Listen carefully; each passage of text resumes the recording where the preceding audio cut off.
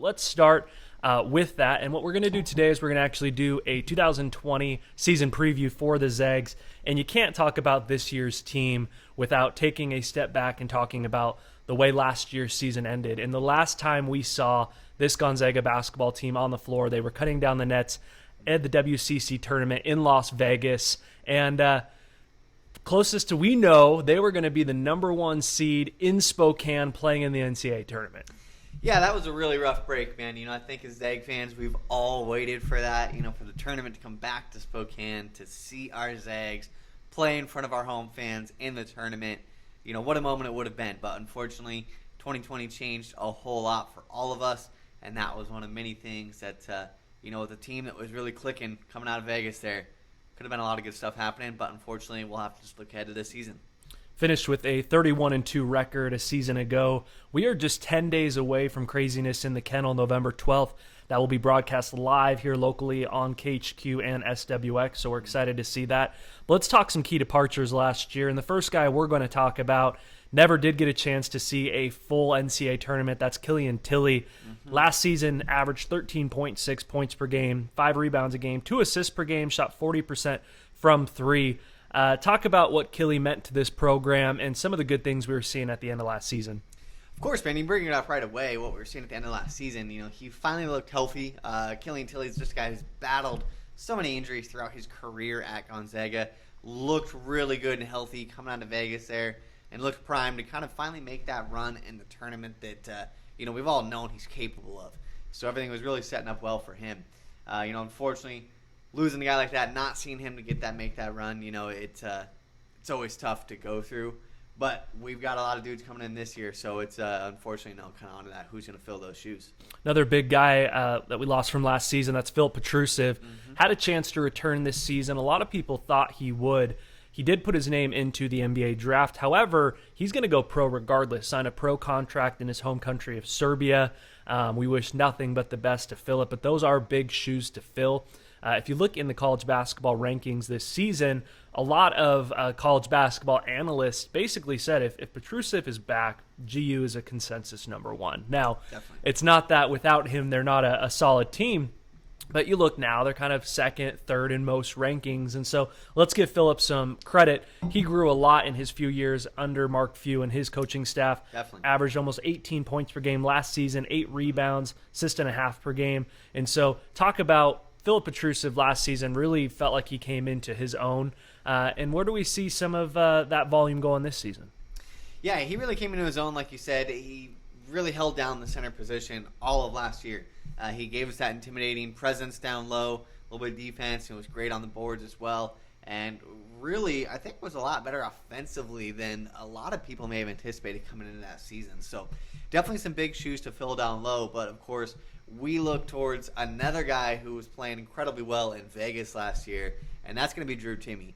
Drew Timmy is playing just out of his mind in Vegas, and I think he's already been listed. Jeff Goodman's got him as his number 1 potential breakout star on the year, so there's no hiding Drew Timmy this year. Everybody, I think, coming into this season knows that Mark Few is going to be running some offense through him, and it's going to be exciting to see. Yeah, we've talked a little bit off camera about Drew Timmy, and similar to what we saw with Zach Collins in his one season here at Gonzaga, is that Mark Few was able to kind of hide Zach Collins most of that season. NCAA tournament rolls around, and now he's thrown into the national spotlight. And, with those WCC tournament games being broadcast on ESPN, I think a lot of that was happening with Drew Timmy. And so a little bit of a silver lining is if the NCAA tournament would have happened last season, I'm not sure we would have gotten another year of Drew Timmy. Yeah, it's one way to look at things for sure, man. It's whenever you see a guy making a run like that before the tournament, you really never know how it's going to change things, because that's all it takes is 3, 4, 5 good games in a tournament, and all of a sudden you're putting your name on a list where it wasn't before. And with the way the NBA draft is set up now, I think it's great that guys can put their name in and get that actual feedback. But I think you're going to see a lot of times where guys have that run through the tournament, that automatically means they're going to go ahead and capitalize on that momentum they built for themselves, put their name in there, see what it sounds like, and then you never quite know if they're going to come back. So getting Timmy back this year changes a lot for this team. I think it gives us just a little bit of familiarity down low that's really going to just kind of be that calming presence, I think. I think we're going to really look for him to Drew Timmy for that, and he's going to fit really well. Going into last season, the Zags had a huge void to fill at the guard position. Josh Perkins, who seemed like he'd been in the program for almost a decade, did move on, and it was Ryan Woolridge and Admon Gilder who stepped in to fill those shoes. Both of them graduate transfers from the state of Texas, had never been to the NCAA tournament before coming to GU, and we all know, you come to GU to go to the NCAA tournament, now having done it over 20 years in a row. But both of them really did a great job. It was Woolridge who really emerged as the starter of that group. He took over a few games, averaged 10.1 points per game, 4.5 rebounds a game, 4 assists per game, shot 43% from three. Woolridge and Gilder played very different roles on this team. Gilder ended up kind of settling into that first guard off the bench. But towards the end of the season, it kind of seemed like, and it takes time with these graduate transfers, it seemed like we saw both of those guys really embrace their role. We really did, and Gilder off the bench I think it was a perfect fit for this team. You want somebody off that bench to provide not only some senior leadership, but really just an ability to go get a bucket. And we saw that out of Gilder. He could score at all three levels in the game, and he came off the bench with fresh legs. He really, again, we talk about a calming presence, and he was that guy off the bench as well that kept everyone else kind of in check and flowing at the right pace. So, and of course, we look at Ryan Woolridge. I mean, I think he blew away every expectation that any Zag fan had for him coming in. Through his years in Texas, he was about a 35% three-point shooter. Comes to Gonzaga, and just over a summer becomes a 43% three-point shooter. And with his ability to attack the rim, that really gave him a lot of shots. Guys had to respect his ability to get to the rack. And unfortunately for them, when you're able to shoot at a 40% plus clip, that makes things real tough. So it's going to be a lot to fill this year. And, hats off to those guys. They really came in and blew away all expectations for us. And, man, I wish we could have a redo and see them get their chance at a tournament. But, again, we'll have a good year this year and see who fills their shoes. Yeah, those guys moving on to the next stage in their career, I think most of them will play at some level professionally. But let's move on to this 2020-2021 Zags team. Now, last year's team did not have the expectations of this year's team. Really, the national narrative, maybe we didn't believe this here in Spokane, but the national narrative was that it was a rebuilding year for GU. There were some preseason rankings that if they weren't low, they were out of some preseason rankings. And so within that first month of those non-conference games, all that kind of went out the window. However, this team doesn't get that luxury. Going into this season, some people have them 1, some people have them 2. Expectations are a lot higher, and I think a big part of that has to do with the returners they have, starting with Corey Kissbert. This is a guy, you can look on your screen here, 76 career starts. He's averaged 14 points per game, shoots over 43% clip from three.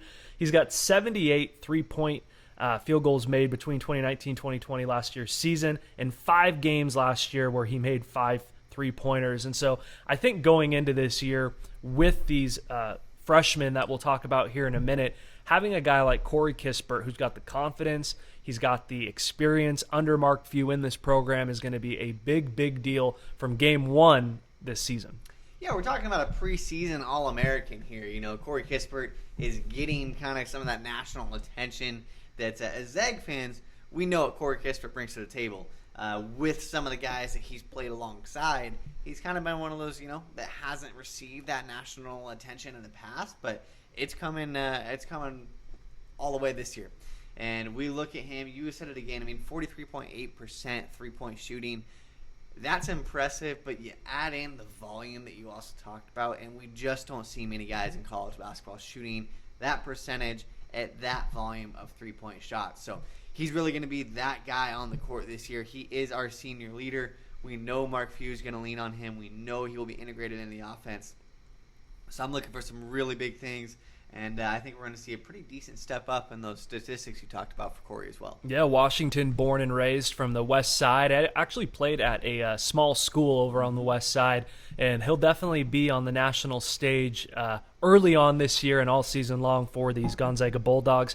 Another returner, another key returner who really splashed onto the scene last year is Joelle Ayali. The first time we saw this young man, he was 16 years old, out of France, and he was a quick, lanky, athletic guard that I think a lot of us saw the potential, but last year he really stepped into that role, flourished in that role, and this is a guy who I think now a lot of NBA teams have on their radar.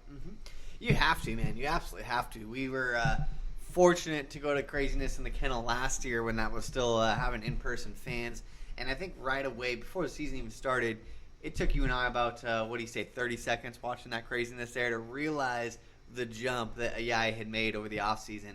And I think if he makes anything anywhere near that this year, which I think is very likely, we're going to be in for just some absolute treats from Ayai out there. He's a guy who can really get to the rim. He's improved his three-point shot a lot, and it has to be respected. But he's not just an offensive player either. You know, we look at the other side of the ball, the offensive side of the ball, and he puts his length to good use. He flies around in the passing lanes. He did a great job of creating turnovers and starting the fast breaks, which was a huge focus last year. And so I think, again, you know, we talk about guys who are going to be starting. We talk about difference makers for this team. He's going to be that guy this year, and I think he's going to be kind of one of the X factors out there as well. Yeah, he had 9 games with 8+ rebounds, which is amazing out of that guard role. He is a tall, lanky, athletic guard. Put on quite a bit of muscle last year, so we expect real big things out of Joelle Ayali this season as well.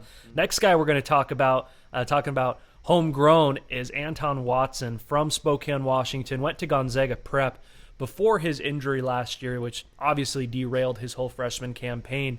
We saw amazing things on both ends of the floor, and the thing that I'm excited about having Watson back is his athleticism, his length, what he allowed Mark Few and this coaching staff to do on the defensive end. We haven't seen much in the history of this GU program. You go back to that UW game last year, and what I remember a lot of is I remember Mark Few coming out in that full court press and Watson just creating havoc against opposing teams. What do you think we're going to see out of a healthy Anton Watson this season? I hope it's exactly what you just said, man. I hope it is just absolute havoc on the defensive end. His versatility and his ability to play on that side of the floor is something we haven't seen come through Gonzaga in a long time. The ability for somebody of his size to guard the 1 through 5. It really opens up a lot of options for you defensively. And again, you talked about that full court press. That's something we haven't seen Gonzaga run a lot in the past. It takes a lot of athleticism and a lot of chemistry to run a good full court press, and he really gives us that ability to do so. You know, healthy Anton Watson, man, we talk about X factors. I think he might be the biggest X factor for this team in the long run success throughout the year. If we see a healthy Anton Watson who is kind of living up to those expectations we talked about coming in out of Gonzaga Prep, you know, looked at as a one and done player or type of player, you know, if he can stick to that, this team really is, it's just an uncapped ceiling for him, man. I tell you what, he's a guy who has that ability to go off and take over games, and he's going to be one of many guys on this roster who have that ability this year. Yeah, a lot of NBA projections last year had him actually as a potential lottery pick going into last season, so never know what would have happened if he would have been able to stay healthy. I think that with Mark Few and this coaching staff, what you saw a little bit is coaches a lot of times look at what worked against them and start to implement it, and you go back to that Texas Tech game, the pressure that the Red Raiders were able to put on GU the season before. And I think Few and his staff said, hey, I think we've got the bodies and the dudes to actually do this as well. And at the college ranks, you can just create complete havoc, as we mentioned, on teams if you can pressure them, press them, trap them. And I think we'll see a lot more out of this team this year. Now let's go back to Drew Timmy, because we're very excited to see what Drew can bring this season. Another Texas guy. He appeared in 33 games last season, averaged just under 10 points per game. What I want to talk about, though, Steve, is what Drew Timmy and what his footwork and his passing ability allows this offense to do, especially out of the high post, working, you know, in and out. What do you expect Drew to do in this offense this season?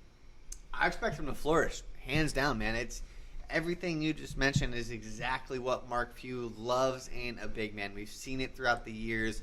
He doesn't shy away from it. He likes a certain type of player down there. And to me, that's a guy who is a high IQ player. They run that high-low action with their bigs, probably more than just about any team in the nation. So when you have a big with his IQ and his passing ability to place up top, it really just opens up so many options. And we know Mark Few loves it. I expect Drew Timmy to take that breakout leap that guys like Jeff Goodman have predicted this year. I fully see that happening. First team WCC, no doubt, I think is very much, within grasp for him. And I think we can see some national accolades happening as well, depending on how that season goes for him. But, you mentioned his footwork, man. It's got to be some of the best post footwork in college basketball. It's so fundamental. He's so smart down there, and he's going to do big things in this offense. I think the national narrative that we're going to hear, and we're going to get to hear it very early with some of the Zags early games, and we'll get to that schedule here in just a bit, is I think that people who don't know this program well, I think the picture they may paint is that the depth at, down at the post position is going to be the issue for this team. However, we know about two guys who aren't even on this graphic that we've mentioned in Pablo Zacharov as well as Omar Ballo, that Omar wasn't eligible last year due to some NCAA things just with credits transferring and all that. But Baby Shaq made a huge splash down at the FIBA U16s just a couple years ago. And we saw him last year at Craziness in the Kennel just walking by us. This is a towering, menacing figure. And we've also seen some photos coming out of GU camp this season. Looks like he's gotten into the Gonzaga off-season program and put on a little bit of muscle as well. Got to be the best off-season program in the country, man. Tell you what, we've seen it a number of times with bigs, starting with, of course, Kelly Olynyk years ago, who went through a transformation and really put our redshirt program on the map. Again, talk about silver linings, if there ever is one from 2020, COVID-19, all that good stuff. Really everything changed last year, and with the time that Omar Ballo got to spend in our redshirt program, I'm just incredibly excited to see what a guy like that becomes after a year in that program. Because I'll tell you what, man, like you said he is a towering figure. He lives up to every piece of that Baby Shaq nickname. And, let's not forget, we're not talking about a guy who's just big and not skilled. This is a guy who in the FIBA U17s had a 32-point, 32-rebound game. So, again, you mix that skill with that size. Mark Few loves that recipe. He's going to do some fun things with a player like that. And I think that's just another very likely breakout star that we could be looking at on this team. Yeah, on both the offense and defensive end of the floor. Few the last few years, you think back to just last year down at that post position, a lot of what Mark Few's had in his program's history has been guys like Olynyk, who Sabonis, that can come out, play away from the basket. But you go back to like a guy like Shemek, that just having Shemek down in the block was such an intimidating factor for opposing teams. I think that Ballo is going to create a lot of that where they don't want to come in because of that. Yeah. I also want to talk about the other young man we mentioned, and that's Pablo Zacharov. This is a guy that coming out of high school was very highly touted. And we saw a report from the Spokesman Review come out recently. They interviewed Joelle Ayali, and he was one of the names we were both surprised Joelle mentioned as someone he was very impressed with going into this season.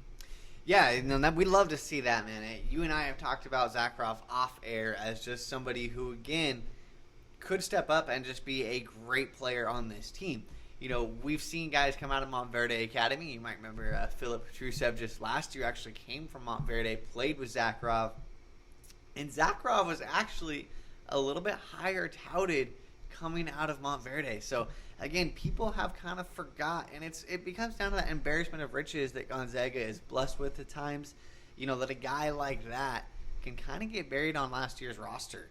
But, again, we look back at his track record and what he's capable of, and I think he can be a very solid player that could end up doing a lot more than a lot of us might anticipate this year. You talked a lot about that off-season program, and we just looked back to what Philip did.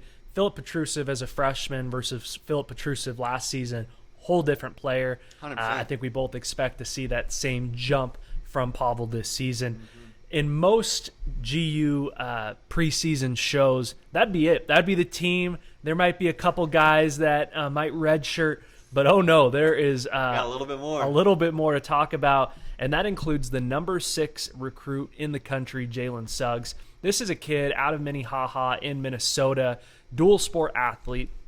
played quarterback on his football team, but didn't just play quarterback. He had offers from Georgia, Minnesota, just to name a few. Could have played Division I football if he wanted to, and we weren't sure if Jalen was ever going to make it up to Spokane. This is a kid who was the guard for the Team USA team that won gold just a few years ago, but there were speculation coming out that he may not go the college route. He may go play pro in Australia, and he's here. He's on campus, and he's ready to make a huge impact in his freshman, maybe only season here in Spokane. He is. I'll say one thing I absolutely love about Jalen Suggs, of course, you mentioned it. The guy had options, whether it was football, college basketball, pro basketball. But Jalen Suggs was always pretty open about all that. We actually remember when he committed on live TV, he said, I am committing for now and still exploring options. So gotta love a guy that's honest about his intentions. But like you said it, man, he is here. It is real now. He's on campus. We are going to see Jalen Suggs on the Gonzaga jersey. And I tell you what, I haven't been more excited for a guy coming into Gonzaga, I think, maybe ever. I can watch those highlights all day, man. This guy is so talented on both sides of the ball. He's a guy who can get hot from outside. We've seen it in a number of clips. And not just spot-up shooting. He can get hot and hit some aggressive step-back, pull-up jumpers from outside. But let's not shy away from what he is elite at, and I think that's getting to the rim. This is going to be one of the most athletic guards Gonzaga has ever seen come through the program. We talk about athletic guards, and I think really the only one I can think of through the program that is going to be on that same level is we're talking Jeremy Pargo athleticism, and a lot of people forget about that, how good it was. We're going to see some electric plays out of Jalen Suggs this year. But, again, both sides of the court, right? And I'll tell you what, man, I'm excited to see Jalen Suggs on defense. He averaged just over 2.5 steals a game through high school. That was something he did a lot for the Team USA team as well, as he was aggressive on that defensive end. And, he knows how to free safety plays on the football field, and that's what this guy looks like in the passing lanes and is going to be key in this Gonzaga defense. We saw last year one of the things that Mark Few really focused on was the number of possessions in a game. And how do you increase possessions? You do it by turnovers. And I tell you what, man, when you have an offense as efficient as Gonzaga's offense is every year, if you're going to win that number of possessions battle in a game, you're going to have a great chance at winning the game. So Jalen Suggs, he's going to fit in great on both sides of the court, man. I just couldn't be more excited for him. Yeah, it looks like Mark Few may have found his quarterback, at least for this year, at the point guard position. ESPN just released a mid-major, if we can still put GU in that category. I don't know, man. I don't know how much longer. But a mid-major season preview, and Jalen Suggs was the consensus among ESPN college basketball writers newcomer of the year in that poll. So I think Jalen Suggs isn't going to catch anybody off guard this season. Somebody who may catch people off guard was the first recruit to actually commit his sophomore year out of high school. That's Dominic Harris. We call him Dom, 59 recruit from ESPN in his own right. And I'll tell you what, once Dom's playing career is over, which I hope is a long, long time from now, Tommy Lloyd might need to look out for his job a little bit, as Dom was very responsible for both Jaylen and Julian Strother coming to this GU team. But let's talk about Dominic as a player. This is a very athletic guard. This is a guy who played at a very high level in high school down in California, played against some really top-level competition, had some guys on his team who were studs in their own right. But let's not write off Dominic Harris as somebody who, if it wasn't for Jalen, I think that going into this year, Dom would be the dude, and he'd be expected to carry this offense. So don't be surprised when this season starts off and Dominic Harris catches a lot of people off guard. Yeah, this is something that Mark Few hasn't been blessed with too often, is the ability to have two guards of this level, ready for play immediately on day one. You talked about it. If Jalen Suggs wasn't here with us, Dom would be that guy, hands down 100%. He comes from a very highly touted high school team. He played with actually the number one recruit in the nation in Evan Mobley. So you got to love a guy who's already familiar with playing with a great big man. The way our guards and our bigs interact is obviously huge in our offense. But let's talk about Dom himself. This is a guy who has elite change of pace out on the perimeter. We've seen it. His ability to get to the rim again. You might remember a year or two ago, he actually found himself on the Sports Center top 10, number one play of the night when he dunked on James Wiseman That's a name you might hear coming up in a couple weeks in the NBA draft. I think you're going to hear that one pretty early. But, Dom, again, not only is he good at getting to the rim, but out of the guys we have coming in this year and our new additions, Dominic Harris, I think, is going to be the best shooter of those guys. He's going to be the most consistent. This is a guy who shot over 40% in high school, who fundamentally is sound. And I think, again, it's another guy, Joelle Ayali, as well brought up and mentioned just his breakout capabilities here. This is a guy I don't think Zag fans are quite ready for what he's going to contribute immediately to this team. Yeah, Yai talked about in that interview with the Spokesman Review really what Dom can bring, not just as a shooter, but also on the defensive end of the floor. This is a guy who on day one maybe asked to be that lockdown defender that recently we've seen out of a lot of those senior guard transfers. Yeah. And so I think Dom's going to be able to contribute a lot on both ends of the floor.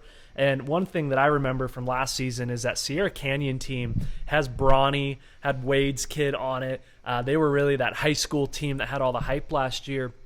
So what does Dom do on national television? He drops 30 points on that Sierra Canyon team. So he's used to the spotlight. He loves the spotlight. And the thing we've both talked about off camera is as much as we've watched this young man the last few years, I think a lot of these top-end recruits coming out of high school, they want to be the guy. They want all the spotlight. And for a young man like this to say, you know what, I want to go to GU. I want to hang a banner in Spokane. And so I want to bring my friends and a lot of talent with me, I think says a lot about who he is as a teammate. And 100%. that fits perfectly in with what Mark Few's created up here in Spokane. It really does, man. I've been following Gonzaga, ever since I can walk, man. And I can't tell you a guy who has recruited as hard as Dom Harris has. So seeing that and, everything you mentioned there as well, we know he's going to be just an amazing teammate day one. And we've seen the runs that Gonzaga makes. And I'll tell you what, man, you see the videos from the locker room, and I think you've looked at some of these rosters that have gone deep in the tournament, and there is a reason. And the reason is these guys are family every year. So when you have that type of mentality that Dom does, you said it yourself, man, it's going to fit incredibly well, and I know Mark Few's excited to have him. Next player we're going to talk about, the number 62 recruit for ESPN, that's Julian Strother. This young man contributed big for Puerto Rico in that same FIBA World Cup that we've talked about, seeing Omar Ballo in. And Julian Strother is a slasher. He is a big athletic guy. I think if you watched Anton Watson a little bit, you're going to see a little bit of what Watson brings in Strother. But again, embarrassment of riches. We've already mentioned 7, 8, 9, 10 guys now, and we're just getting to Julian Strother. What do you think we can realistically expect out of his first campaign here in Spokane? I think we can expect a solid rotational player. This is somebody who has the ability to affect the game, again, on both ends of the court. He can score at all three levels. We saw that in the FIBA tournament as well. And it's just something that it's not a situation we found ourselves in, man. We're talking about the number 62 guy in the country, and we're talking about where does he fit in a 7, 8, 9-man rotation. Years ago, if we get that player at Gonzaga, it's just not a conversation we have. So things have changed quite a bit. Obviously injuries will play into how much does he, affect the court this year. But as of right now, right away, I think this is a guy that can come in. He can play anywhere from 10 to 20 minutes a game, depending on what we need. And he's just a guy I'm excited to look forward to, man. His ability to rebound the ball from that small forward position, 6.1 boards a game in the FIBA tournament this summer. That's just something that, when guards are able to help out your big men like that, it really helps back to that whole possession battle in a game. He's going to help out a lot with that. So I'm excited to see him out there, and we know he's going to fit well. Last guy we'll talk about in terms of new faces is Aaron Cook. Mm-hmm. Aaron Cook, a grad transfer out of Southern Illinois. And, again, most seasons, this season is not most seasons. Expectations are not the same as most seasons. Aaron Cook would be a guy that years past would be expected to contribute right away. Mm-hmm. And, he's only got 1 year in Spokane, so he's going to have to. But this is a guy who last year probably starting on this team. I think most people expect Jaylen to be that number one guard in this rotation. But Cook's going to play some meaningful minutes. And we forget that these are the guys that, if you look at how deep this GU team is, these are the guys they're playing every day in practice. They've got Andrew Nembhard out of Florida, who isn't eligible this season, who's also going to be one of those practice guys. And so the level of competition that this team's going to face every single day, I think we're going to see pay dividends early on against the likes of Iowa and Baylor and Kansas. But Aaron Cook, in his own right, is a special player when he's been healthy.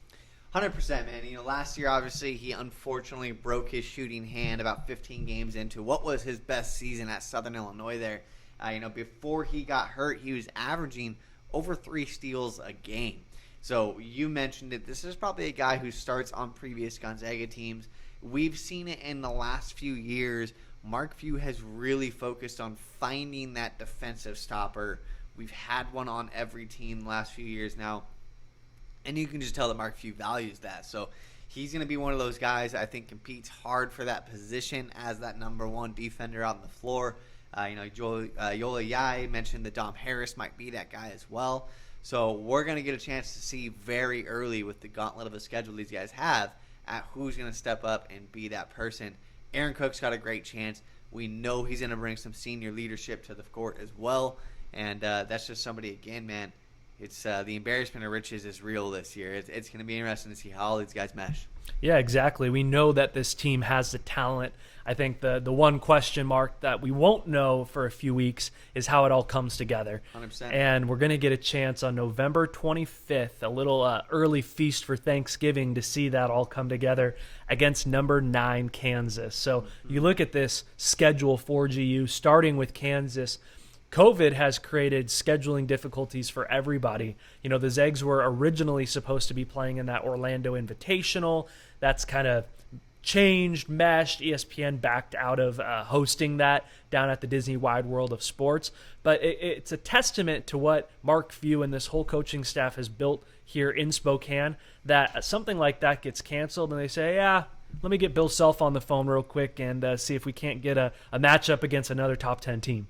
It's true, man. It took 20 years, but I tell you what, when Mark Few calls, that phone gets picked up now.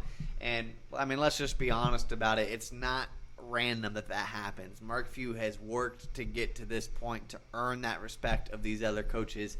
And I tell you what, man, it's good to see it pay off because a lot of teams don't have that ability this year with how hectic schedules have been. So we've got some huge games coming up, and I love the fact that we're going to know within a few weeks of the season really kind of what we have out of this team. You mentioned Kansas on opening day, November 25th. Kansas has Marcus Garrett, and if you don't know, Marcus Garrett is the defending Naismith Defensive Player of the Year. So whether he picks up Joelle Ayali or he picks up Jalen Suggs, that's going to put a lot of pressure on the other one of those two back there. So being able to see them against an elite defender day one, I think is really going to be good for this team. But it goes back again. You mentioned it, the ability and the level of players that these guys are seeing every day in practice is going to pay so many dividends, being that there are no bye games this year. There are no warm-up games. You are getting that best defensive player in the country on day one, and we're going to see exactly how that pays off for him. Yeah, that Orlando Invitational that the Zags were slated to play got canceled, as we mentioned. They moved to what's called the Fort Myers Tip-Off, still in Florida. They'll start on the 25th with Kansas, get Turkey Day to rest and eat. And then on November 27th, they take on Bruce Pearl's Auburn Tigers. And this is an SEC team that we know they'll be athletic. We know they're going to run an NBA-style offense that's going to shoot a ton of threes, put up a ton of points. And so even though you look next to them and they don't have a ranking next to it, this is a likely tournament team that no matter how that Kansas game goes, you get one day off and, here's Auburn. Yeah, that's gonna be a heck of a turnaround for him. Bruce Pearl always coaches a good team. They are, they're always a good team when they got Bruce Pearl running the ship out there. So it's gonna be really fun to see. Again, these are games years ago that the entire feel around them would be a whole lot differently. We'd really be talking out, how do we match up with this person? How do we match up with that person? And we really now, it's really moved more towards, well, which option do we want to go with? Who would we want to put on that person? And again, just back to that embarrassment of riches, man. The players that Gonzaga has, how deep this team is. I tell you, it just gives them so many options out there, and I'm really excited to see that. This is going to be a fun year, man. We've never seen them have this many top 25 games right out the gate. They're going to have one of the best non-con schedules in the country. Yeah, after that, they move on to December 2nd against Pearl's former team in Tennessee, who preseason ranked number 11. But I want to move to December 5th, which starts, the game's going to be in Minneapolis. That's actually where the Final Four slated to be this season. But this is a preseason 1 versus 2 matchup in Baylor. And we've talked off camera about, for years, Mark Few was scheduling those secret scrimmages. Last year, we heard reports out of that Michigan State scrimmage against Tom Izzo's squad that GU didn't just beat them, but really knocked them out of the gym. And I think that was our first indication that, wow, this team may be better than a lot of people expect. It feels like the difference with COVID this season is you're not going to travel across the country to not have the game count. And so this Baylor game that's happening on CBS, on national television, in Minneapolis is going to give, I think, a lot of Zags fans right away an indication of, is this a team that can really compete for a national championship? Yeah, we're in a really fortunate time to be talking about Gonzaga and a possible 1-2 matchup in a non-conference game. We know it's going to be a good game with Baylor. We've actually seen them match up just, 2 years ago in the NCAA tournament.